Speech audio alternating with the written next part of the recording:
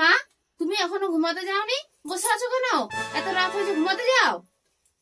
আর বলো না বৌমা, বাগানের ফুলগুলা প্রত্যেক দিন চোরে চুরি করে নিয়ে চলে আসে। আজকে আমি সারা রাত জেগে বসে আছি, ওই জন্য আগে দেখবো যে কে চুরিটা করছে।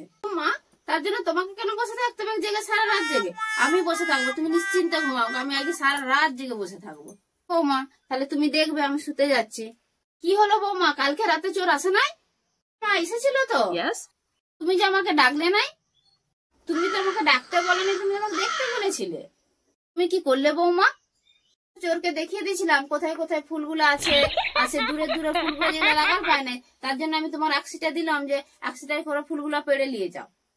তার সাথে তো তুমি তোমার গয়নাগুলো দিয়ে দিতে পারতে। ঠিক আছে, পরের দিনে যখন আসবে আমি দিয়ে দেবো, তুমি আমাকে আলমারির চাবিটা দিয়ে রাখবে। কি সারপ্রাইজ!